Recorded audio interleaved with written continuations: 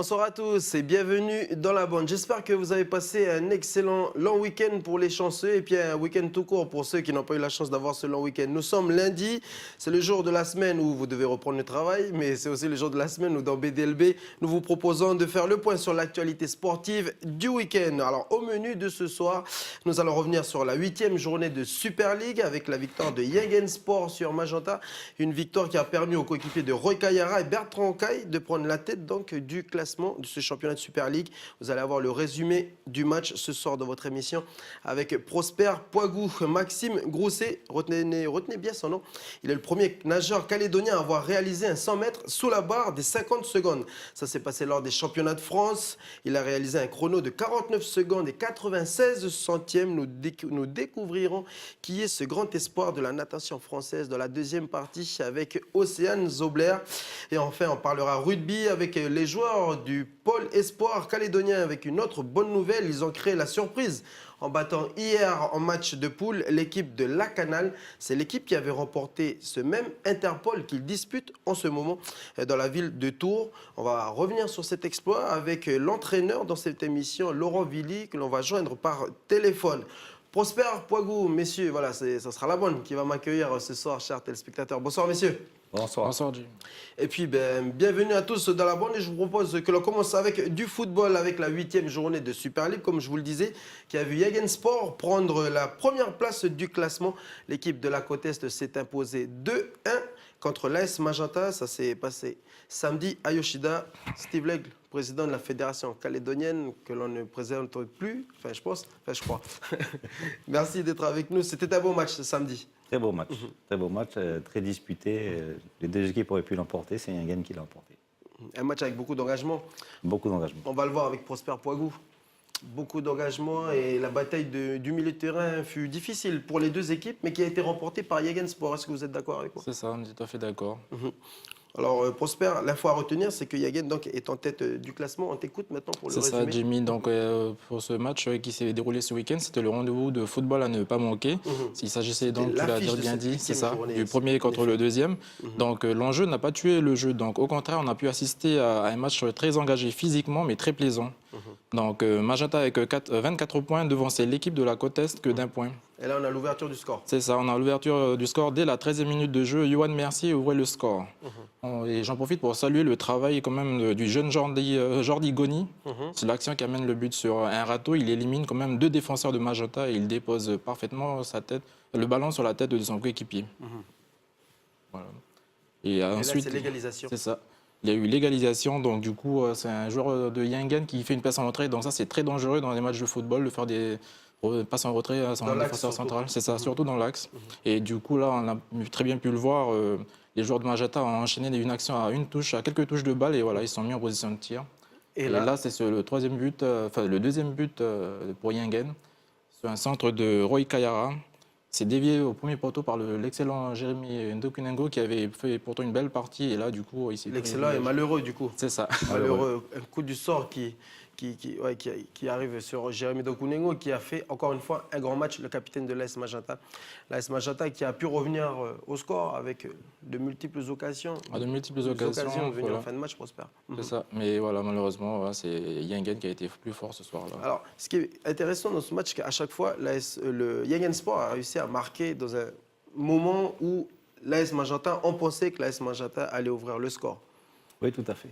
Magenta, à chaque fois, était sur ses temps forts quand ils ont encaissé les 2 buts. Donc après, voilà, le deuxième but, c'est une erreur malheureuse qui arrive même aux plus grands joueurs. Mais c'est vrai que Yengen a réussi à chaque fois à marquer, à scorer dans les temps forts de Magenta. Et c'est ça un peu qui a, on va dire, cassé un peu le moral de certains joueurs de l'ASM. Vous parlez du premier but, le deuxième but de Yengen Sport sur cette erreur, sur cette déviation, pas chanceux, Jérémy Ndokunengo sur ce centre de Roy Kayara, mais Jean-Christ Ouajouka aurait pu, on l'a vu sur ce but, aurait pu empêcher Roy Kayara justement de centrer. Tout à fait. Il y avait encore un peu plus d'espace. À mon goût, beaucoup d'espace à Roy Kayara. On sait que c'est un excellent joueur et quand il est face au but, il peut être très dangereux. Lui et Brice Diaité, il peut prendre 2 vitesses son adversaire juste sur une touche de balle ou sur un pas. Comment est-ce que tu l'as trouvé, Prosper, si tu devais mettre une note sur ce Magenta Yingen Sport à Koné sur 10? Sur 10, je donnerais une note de 8. J'ai bien apprécié les échanges et tout, les bonnes séquences de jeu. C'est vraiment, on a assisté du bon football. Moi, je regarde juste, voilà, par rapport à ce qu'on disait tout à l'heure, le fait que Yingen a beaucoup misé sur les milieux de terrain. Du coup, ça a laissé tout seul Bertrand Caillé devant en pointe esselé. C'était volontaire selon vous? Oui, je pense Par que rapport à ce que vient de c'est dire un choix Prosper. tactique du coach Félix. Donc voilà, et puis apparemment, choix payant puisqu'il emporte. Donc c'était bon choix. Et du coup, oui, Bertrand a été un peu privé de ballon. Mais ça n'a pas gêné du coup Roy et ses coéquipiers pour déborder sur les ailes de temps en temps, parce qu'ils ont quand même pas mal de belles occasions aussi, Yingen. Et puis, donc, voilà, ils ont fini par l'emporter. Donc c'est un très bon choix tactique, je pense. L'AS Magenta qui enregistre sa première défaite depuis le début de la saison. Est-ce que l'on peut dire, selon vous, Steve Blake, que Yegen Sport a pris une sérieuse option dans la course du titre pour devenir champion, la course au titre? Ils ont pris une option sérieuse. Pas encore sérieuse. On est encore un peu tôt dans l'année pour le dire. Il y a encore pas mal de matchs. Mais voilà, aujourd'hui, tout le monde, tous les gros du championnat ont perdu au moins une fois. Donc ça remet les compteurs à zéro, si je puis dire. Et puis, donc Yegen a pris une option, mais pas une sérieuse option, puisqu'on a pu voir un match très disputé. Et puis, Lossi et Tiga, il ne faut pas les oublier. Lossi aussi qui a gagné contre Rozo Pato. Pato qui enregistre encore une fois sa première défaite. Voilà, une défense difficile. Dans les autres matchs que vous avez pu suivre, l'autre match que vous avez pu suivre sur Calédonia, eh bien, le match Point Dimier AGJP s'est déroulé à 17h au stade de Yoshida à Koné. Les téléspectateurs ont pu assister à une salve de buts. 8 buts ont été marqués. Ça a été difficile pour l'autre équipe de la côte Est engagée dans ce championnat. Point Dimier qui a joué sans son meneur de jeu, Adrien Poitier, qui travaillait. Voilà, il était de garde selon ses coéquipiers. Adrien Poitier, le capitaine que vous connaissez. C'est ça. Alors, est-ce qu'il travaillait, Prosper? Est-ce que tu connaissais Prosper plutôt? Oui, je connaissais. Donc, effectivement, il avait. Je crois que c'est Romain Pimbini qui il disait qu'il travaillait. disait voilà, qu'il y avait une bonne équipe. On vient de voir le premier but à la 32e minute de jeu, un beau mouvement collectif. Bernard Waillois, seul sur le côté droit, ouvre le score 1-0 puis 2-0. Voilà, bien servi en profondeur. C'est Glenn Wayan-Redry d'une grande justesse qui permet à son équipe de mener de 2 buts d'écart à la mi-temps. Au retour des vestiaires, suite à un corner, c'est Woutiou sur une superbe reprise de volée. Vous allez la voir. Voilà, boum, pleine lucarne. Magnifique. Qui va réduire l'écart 2-1. 4 minutes après, voilà, pleine lunette. 4 minutes après, c'est le même joueur, Outiou, il récidive et il égalise donc à la 55e minute. Il signe donc un doublé, ça fait 2 partout. Les joueurs de la côte Est qui reviennent au score à la 52e minute. Et puis à la 59e minute de jeu, c'est l'attaquant d'AGJP, Waya Redry, qui va inscrire le 3e but de son équipe. Cela fait 3-2 pour AGJP. Ça fait le 2e joueur du match qui signe un doublé. Et à la 66e minute de jeu, François Wayenech creuse l'écart. Ça fait 4-2. Et puis là, on voit le 5-2.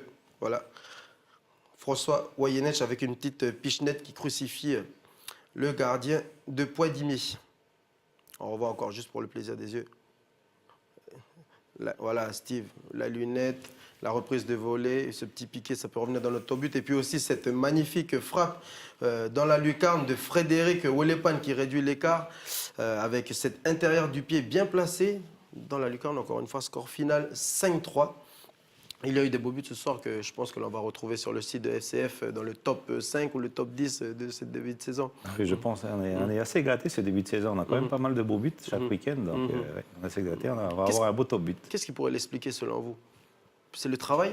C'est le travail des joueurs. Les joueurs sont aujourd'hui plus techniques. Donc voilà, ils tentent des choses qu'ils ne tentaient pas il y a 5 ans de ça. Et du coup, ça nous donne des buts magnifiques. Et au niveau des entraînements, est-ce que chaque club s'entraîne je dirais avec la même fréquence à la semaine, le jeudi, vendredi, le lundi, on va commencer par lundi, mardi, jeudi, vendredi. Est-ce que le fait de s'entraîner 4 fois par semaine, ça permet justement aux téléspectateurs de Calédoniens d'avoir des beaux buts à la télé? Déjà, pour tenir le rythme des équipes majeures, on va dire, du championnat, il faut au moins ça, au moins pour la condition physique, et puis aussi pour le jeu, quoi. Donc, oui.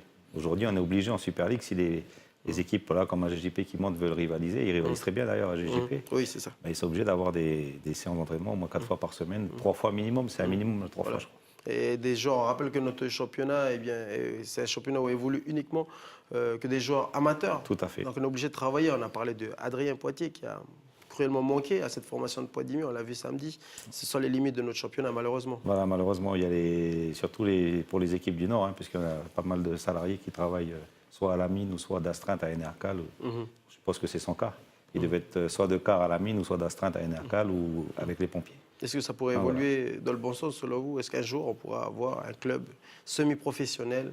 Et à quel niveau ça se joue? C'est au niveau de la fédération ou ce sont les clubs qui doivent se structurer? Non, pas du tout. C'est même pas une question de structuration des clubs, puisque c'est plutôt une question de partenaires. Parce que pour les clubs, pour pouvoir salarier ou semi-professionnels ou professionnels des joueurs, il faut avoir des partenaires. Donc peut-être si un jour on a un Qatari qui vient acheter une équipe ici en Calédonie, on aura des joueurs professionnels. C'est de l'équipe de Poignimier. Pourquoi pas, on est preneurs. On regarde, il y avait d'autres. Je vous propose de regarder le résultat des autres matchs. Il y a eu des matchs samedi et il y a eu des matchs dimanche. Pourquoi justement certains joueurs, on va regarder les résultats là, à l'écran, mais pourquoi il y a eu des matchs dimanche au stade de Majata? Est-ce qu'on pourrait avoir cette explication? Oui, parce que vous avez vu qu'on a deux belles pelouses, à Yoshida et à Majata. Et donc, celui qui est chargé aujourd'hui de l'entretien de la pelouse de Majata nous a imposé aujourd'hui de ne plus avoir 3 matchs à Majata, 2 matchs, mais seulement à 2 jours différents. 2 matchs le samedi et 2 matchs le dimanche. Pour permettre à la pelouse de rester en forme. Donc 2 matchs ont eu lieu dimanche. AS Wedge qui a battu SC Nedjou. Non, qui a perdu contre SC Nedjou, alors que le week-end dernier, Nedjou perdait contre Belep Mondor.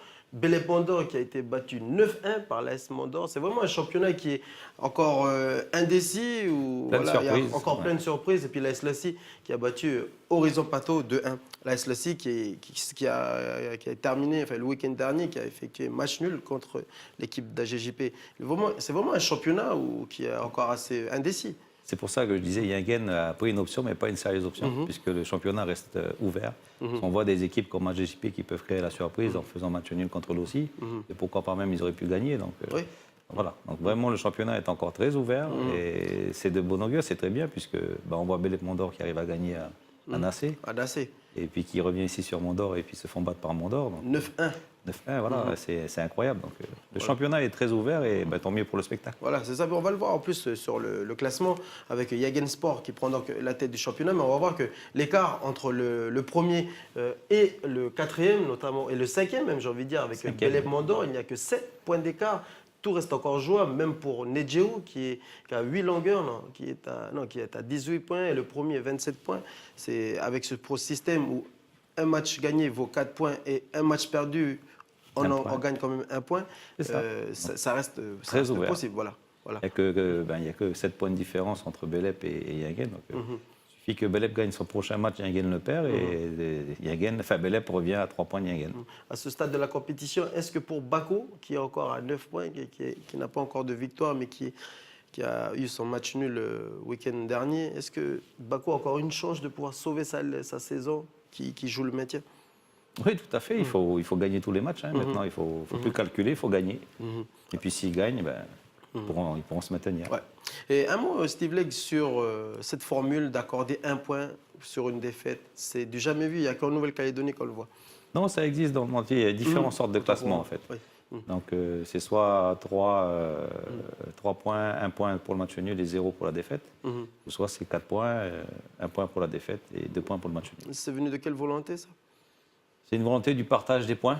C'est-à-dire que ce n'était pas normal qu'une équipe qui faisait match nul avec un seul point, alors que celui qui avait la défaite, 0, donc il n'y a qu'un point de différence. C'est simplement pour respecter, pour valoriser le match nul. Parce qu'il peut y avoir de très bons matchs nuls. Donc du coup, le principe en Europe 3-1-0, vous pensez que c'est injuste pour... Pas mal d'entraîneurs professionnels tels que notre cher Giroud a toujours dit, c'est injuste. Et puis il a dit partage des points, pour moi c'est 1,5, c'est pas 1. On partage 3 points. Donc il a toujours défendu il dit pourquoi pas, 4-2-1. Et puis Giroud, il n'a jamais été entendu. L'entraîneur mythique de la J Auxerre. On marque une pause et on se retrouve après dans la deuxième partie. On va revenir sur la belle performance du Calédonien Maxime Grousset lors des championnats de France et on parle de natation. Ça sera avec Océane. À tout de suite.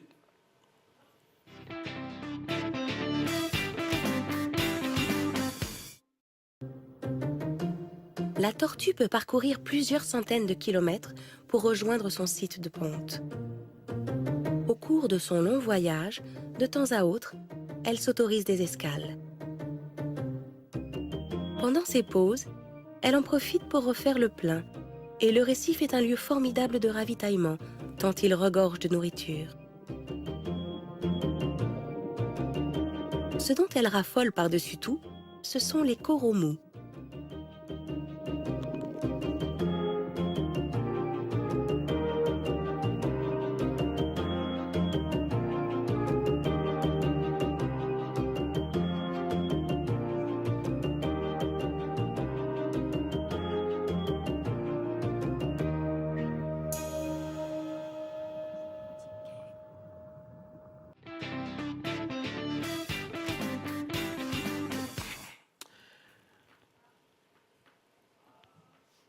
Voilà, de retour sur le plateau de Bienvenue dans la bande. Vous êtes dans la deuxième partie. Bonsoir et bienvenue à tous ceux qui viennent de nous rejoindre sur Calédonia. Comme je vous le disais, dans la deuxième partie, on va parler de la performance d'un Calédonien. Pour la première fois, un Kagou passe sous la barre des 50 secondes en 100 mètres nage libre. Il s'appelle Maxime Grousset. Retenez bien son nom.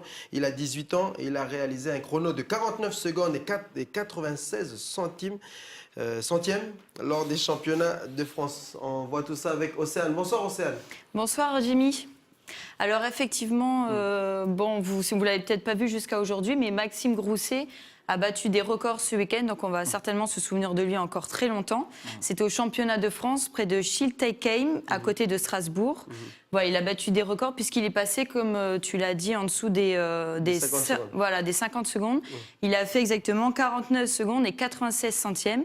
C'était un ancien nageur de la CNC et aujourd'hui, voilà, il fait vraiment parler de lui avec ces records-là. Du cercle nautique, du cercle nautique calédonien. Du cercle des nageurs calédoniens. Oui, oui, CNC, c'est ça. Pas confondre avec le cercle nautique. Cercle des nageurs calédoniens, voilà, c'est ça. Un club qui avait passé Lara Grosjean, mais aussi Emma Terebo. Alors apparemment, c'est un habitué des exploits, Océane. Alors Maxime voilà, Grousset. c'est ça, il est arrivé déjà ce week-end en 6e position. Et ce qui lui a permis donc d'accéder à des prochains championnats, à l'Euro notamment de natation en Israël en juin, au championnat du monde junior ainsi qu'aux 50 mètres papillon d'Europe. Donc c'est aussi, voilà, ça lui ouvre des portes prochainement. Mais comme tu le disais, Jamie, il a de belles performances puisque déjà à l'âge de ses 16 ans, en 2015, il a battu des records au 100 mètres nage libre déjà à la piscine du CNC en faisant 48 secondes et 81 centièmes. Et aussi l'année dernière... À 16 ans, c'était déjà quand même... Il a réalisé ses... Voilà, déjà à 16 ans. Voilà, à 16 ans. À 16 ans, et puis l'année dernière aussi à 17 ans, donc c'est très jeune. Hein. Il a battu des records aux 50 mètres nage libre avec 23 secondes et 18 centièmes. Le 100 mètres nage libre, il en a fait de sa spécialité. Ah, voilà. Voilà un spécialiste, oui, en natation. Et comme son coach le disait, il doit encore travailler, mais il se situe dans la lignée déjà des plus grands. Voilà. Donc à mon avis, on va entendre parler de lui encore vraiment très longtemps. Et enfin, on a eu sa sœur au téléphone qui nous disait qu'il a découvert la natation. Et pourquoi un physique prometteur? Non, un physique prometteur parce que maintenant il a pu se développer en fait physiquement. C'est plus un jeune homme, enfin c'est un jeune homme, il a 18 ans, mais il a commencé très tôt, oui, dès l'âge de 5 ans en fait, à faire de la natation. Et aujourd'hui, il peut vraiment se permettre de faire de grandes performances parce que voilà, il a fait de la musculation et tout, donc il peut aller plus vite dans l'eau et accéder à de meilleures performances en fait. Voilà, c'est ça. Parce qu'on a eu sa sœur au téléphone qui nous disait qu'il avait commencé en natation comme tout le monde et que ça lui a plu et qu'il a continué. Il a continué jusqu'à aujourd'hui et il va nous promettre encore pas mal de choses. Encore en natation. Voilà. En tout cas, on va suivre la performance de ce Kagou. C'est à suivre. Voilà, un Calédonien qui évolue dans un club de natation à Amiens. Voilà. Donc, c'est une ville apparemment qui réussit aux sportifs calédoniens. Merci Océane. Merci Jimmy. Et puis, merci pour cette petite soirée diapo. Pas de souci. À bientôt. Tu es la bienvenue dans la bonne, Océane, pour nous faire encore des diapos. Voilà, comme je disais, Steve Lake, c'est ce nageur calédonien qui évolue dans un club à Amiens. Encore une fois, la ville d'Amiens, elle a réussi aux sportifs néo-calédoniens. Si tu as envie d'aller faire tes études, Prosper, il faut que tu ailles à Amiens. Enfin, je ne sais pas.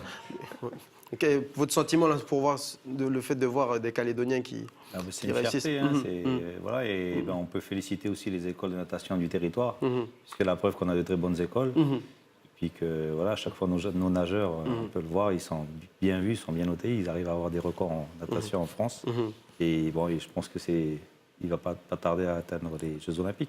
Voilà, en tout cas, c'est tout ce qu'on peut lui souhaiter. Un grand espoir de la natation française qui a fait ses débuts, ses classes dans le CNC Cercle des nageurs calédoniens. Voilà, c'est ici, à Nouméa. C'est l'effet Macron, ça, le fait que Georges Gopfinepech qui monte avec Amiens en Ligue 1 et lui qui réussit dans un club de Amiens en natation. Président Emmanuel Macron qui est amiénois. Voilà, pour la petite anecdote. C'est pour ça que je parlais de l'effet Macron. L'autre actualité sportive, c'est la performance des rugbyman calédoniens du pôle espoir. Hier, les protégés de Laurent Villy ont arraché une victoire historique lors du tournoi Interpol. Ça s'est passé dans la ville de Tours, c'est en France. Les Calédoniens ont battu la Canale 21-19, l'équipe tenante du titre. Par contre, ils se sont inclinés 2 fois contre Tours et Talence sur les 3 matchs. Nous sommes avec Laurent Villy, l'entraîneur du pôle espoir. Bonsoir, Laurent Villy. Enfin, du coup, bonjour. Parce que il est, oui, bonjour. Il doit être 8 bonjour, heures chez vous. Laurent Villy, félicitations pour cette belle performance. Qu'est-ce qu'il faut retenir de cette victoire? Je crois que ce qu'il faut retenir, c'est réellement le potentiel des jeunes rugbyman calédoniens. La capacité, en tout cas, d'être dans un groupe et qui fait la force en fait, des jeunes rugbyman calédoniens. C'est vraiment se sortir, se surpasser pour élever leur niveau de jeu à celui qu'ils ont pu le faire ce week-end. Laurent Villy, l'objectif de cette sortie, de ce tournoi, c'est bien entendu de découvrir d'autres niveaux, mais c'est surtout aussi de permettre aux jeunes de pouvoir se faire repérer par des recruteurs de clubs, de grands clubs du top 14. Est-ce qu'il y a des jeunes qui ont été approchés par des entraîneurs des clubs du championnat top 14 de rugby en France? Alors, ce qu'il faut savoir, c'est que les agents de joueurs sont interdits sur ce tournoi-là, parce que c'est un tournoi effectivement de la filière d'accès au haut niveau, la filière fédérale. Ceux qui recrutent effectivement, ce ne sont que les directeurs techniques nationaux, les sélectionneurs des différentes catégories d'âge. Et oui, j'ai pu avoir une discussion hier avec Laurent Viol, qui est l'entraîneur de la section U18 de l'équipe de France. On a parlé effectivement de quelques joueurs qui l'intéressaient. Et ce matin, avec le directeur, le manager de l'équipe de France A7, le rugby A7, Christophe Rey, qui lui aussi est très intéressé par d'autres joueurs. Voilà, donc, pour l'instant, ces joueurs-là ont été repérés, ont été identifiés. Aujourd'hui, il reste à finaliser les démarches pour qu'ils puissent, comment derrière, ils puissent les suivre depuis la métropole. Dernière question, Laurent Villy. Le prochain et dernier match pour les Cagous, c'est ce matin. Je rappelle qu'il est 9h30 chez vous. Vous jouez ce matin. Un dernier match. Non, on a joué hier dans la nuit pour vous, dans la nuit de. Ah, c'est ça. Oui, dans la nuit. On a joué contre Toulon. Ah, contre Toulon, ok. On a eu 2 matchs. On a eu 2 matchs contre le pôle de Toulon où on a gagné 24 à 12. Encore une très belle performance des jeunes. Par contre, tout comme celle d'avant-hier où lorsqu'on fait une très belle performance, on a du mal à la réitérer sur le match suivant puisqu'on perd contre le pôle de Ussel. Ussel, c'est dans la région de Clermont-Ferrand, Brive. Voilà. Donc là où on s'écline 35-0 sur le dernier match. Laurent Villy, merci d'avoir accepté cette interview par téléphone et puis on vous souhaite bon courage pour la suite et bon retour au pays. On vous attend ici, on se revoit ici. Merci beaucoup. Allez. Steve Legge, une réaction par rapport à cette performance-là des jeunes rugbyman du pôle espoir. Est-ce que ça encourage aussi nos jeunes, les U17, les moins de 17 ans qui vont partir disputer la Coupe du Monde en Inde? Oui, tout à fait. Ben là, avec cette nouvelle-là en plus, on voit performance en natation, performance en rugby. Ah ouais, on n'a apporté que des bonnes nouvelles ce soir. Ça fait du bien. Des bonnes nouvelles, ça fait du bien pour le sport calédonien. Donc non, on voit que les pôles, c'est vraiment l'avenir du sport. Que nos jeunes, surtout, ils ont le potentiel. Il suffit juste de l'exploiter, ce potentiel. Et que, voilà, je tiens à féliciter le rugby puisqu'ils ont fait leur pôle espoir et ça commence déjà à payer leurs fruits. Des jeunes qui ont déjà été repérés, c'est une très bonne chose pour le rugby calédonien. Et puis moi aussi, je suis persuadé comme lui que le rugby à 7 ici, Il y a de l'avenir parce qu'on a des jeunes qui courent très vite, qui sont très agiles. Donc, on peut très bien faire comme Fidji, avoir une très belle équipe de rugby à 7. C'est quoi l'objectif de nos moins de 17 ans pour cette Coupe du Monde en Inde? Ben, c'est faire aussi bien que le Vanuatu, puisque je suppose que vous avez suivi les U20 Vanuatu en Corée Le du Sud. Vanuatu qui a réussi, qui s'est incliné 3-2 contre les moins de 20 contre l'Allemagne. Mais Et pareil sur le même score contre le Mexique. Voilà, c'est ça. Et bon, ils ont fait un faux pas contre le Honduras en perdant 7-0. Ouais, le premier but. Voilà, Le premier donc match. L'objectif, c'est faire au moins aussi bien que le Vanuatu, c'est-à-dire montrer qu'on est là, qu'on existe, et puis essayer de faire comme la Nouvelle-Zélande, gagner au moins un match. Et par cette performance, la Nouvelle-Zélande a réussi à se qualifier pour les huitièmes de finale. Donc voilà. Ça sera difficile de quoi, passer le c'est- premier groupe si on vous entend bien, c'est ça?